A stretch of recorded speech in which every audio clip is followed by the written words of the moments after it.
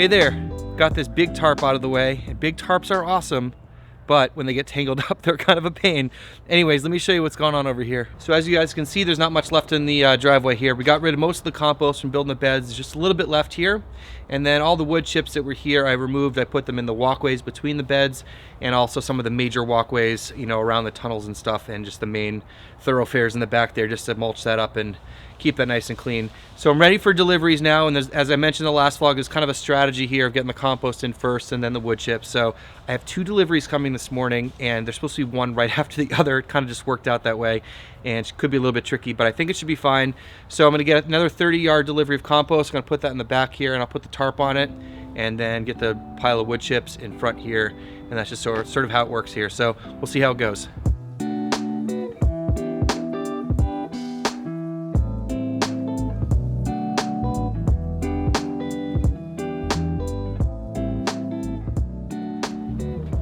All right, got the 2 deliveries. I was really nervous about the timing because the compost came a little bit later than they said originally, but it worked out, and it was crazy how close it was. The 2 trucks actually passed each other in the street. So got the compost in, covered up with the tarp, and then dropped the wood chips in and try to have it push it back as far as possible so I can still park cars in the driveway here. But I'm just glad we got them in. And big thanks to Leaf and Limb. They're the company that brought the wood chips. And this video is not sponsored by Leaf and Limb, but the owner's a friend of mine, Basil, who's an awesome guy. And if you're in the local area here to Raleigh and you need some tree work, I recommend Leaf and Limb. They are kind of a different tree company. They don't spray chemicals. They focus a lot more on soil health and natural systems, kind of stuff that I'm also promoting all the time. So also, Basil has a nonprofit organization called Project Pando, which is a tree nursery where they're going to be, and it's very different. It's very cool, and they got some land, and they're going to be giving away a whole bunch of trees. So I did a whole video with Basil. I'll leave a link down below if you guys want to check that out.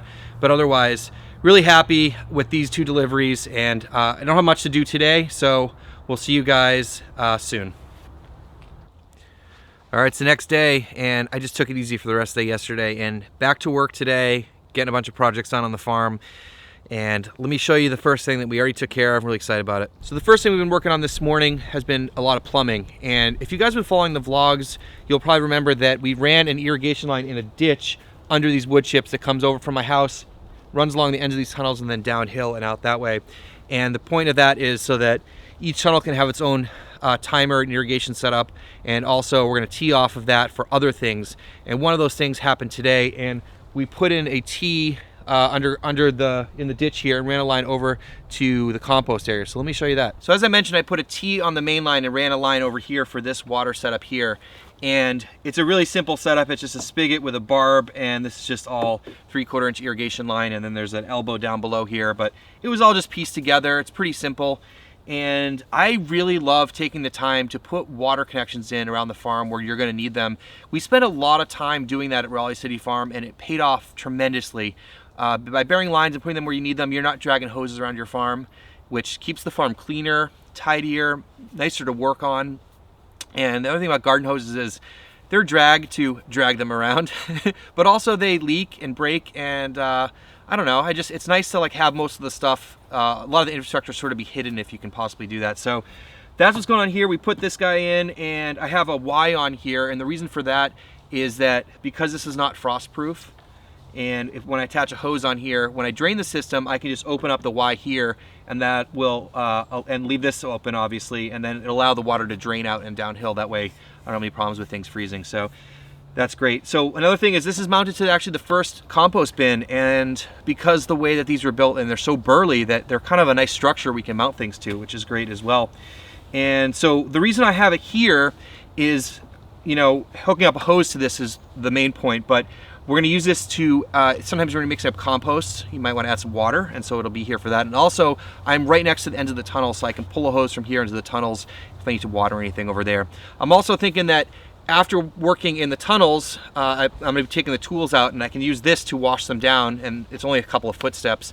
And we may wind up putting it like an outdoor tool storage area here. I'm not sure yet, but either way, this is a nice open area. We can wash down tools and have a hose set up. And I really have to say that taking the time to put these things around the farm are just an awesome thing to have, and it's totally worth the time you spend. So again, think about the infrastructure, plan ahead. These are things you could be working on right now in the off season. Next project we're working on is trying to get the baseboards on the tunnels. And I mentioned this in the last vlog in the effort to try to keep all the soil and stuff inside the tunnel and also create that barrier that we could attach the landscape fabric to on the outside. So this is really a way to be able to, as I said, keep the material inside, and then a way to manage weeds as well. And that was another thing that I had a concern about. So we're gonna start working on this. We're using 6-inch decking boards. I think they're 5 5/4 or 1 1/4 inch thick, 12 feet long. And what we're doing first is we just laid them out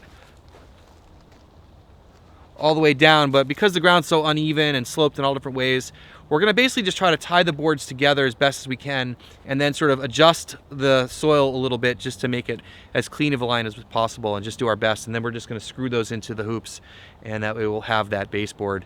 And eventually, if we do want to do roll-up sides here, we'll have a way to attach the ropes there and have roll-up sides too. So I don't have any immediate plans for that, but you know, just thinking down the line, if that's something that I want to do, I'll have the option to do that. So we're just going to work on this. We're probably not going to spend too much time on this tunnel just because the light's going down and I want to trap some heat in this tunnel because it's supposed to be cold tonight. So I'll let you guys know how far we got.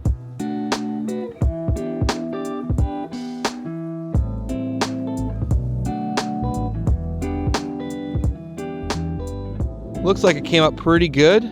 Looks like there's some up and downs with the ground, but like right there's a little bit of a high point in the center there. But we'll try to level out as best as we can, and then we're just gonna screw these boards into the hoops. All right, so I just wanna show you guys how we put these boards together. So these are the ends of the decking boards. We used a scrap piece of wood, 18 inches wide, and sistered the boards together. The boards are looking really good on the top of tunnel 1. We didn't get a chance to attach them to the tunnel because the sun's going down and I want to trap the heat in the tunnel, and I might have been a little bit too late, but we had to close it up and put that on pause till probably tomorrow. So what we're gonna do now is work on getting the boards, so you can see them, they're already laid out here. Just put in the tunnel in the side, probably not attach them and everything, but one of the reasons, and I've talked about this before, is that the drainage down on that end is terrible, and something we're gonna be working on. But it's been dry for a little while now, and this is the driest it's been down there for a while. So I want to at least get the boards in place, and that way if you know, I build more beds in here or have to plant some of those beds, which I'm going to start to be doing soon, at least that border will be in place so that the soil and stuff won't fall out. So that's what we're going to do, is get these boards in place.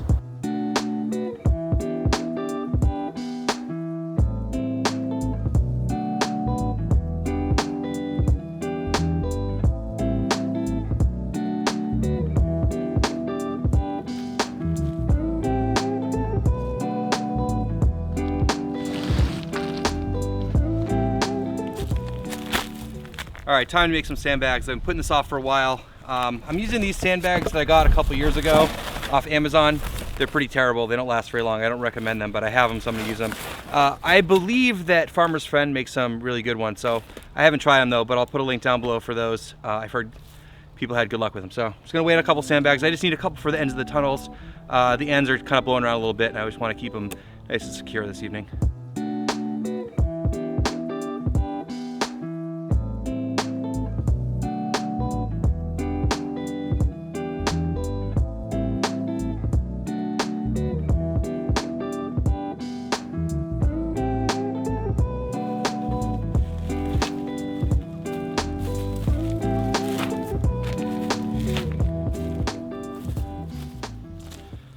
All right, well, got done what we needed to get done today for the most part. And remember, it's a marathon, not a sprint. All of our farms, all of our homesteads, all of our gardens, they're an ongoing project. And especially here at Sattin Hill Farm, we're building it out as fast as we can, but man, it's gonna take a while. So keep in mind, take some rest, take care of yourselves, be safe out there. Thanks so much for watching. Please hit like and subscribe, and we'll see you in the next one.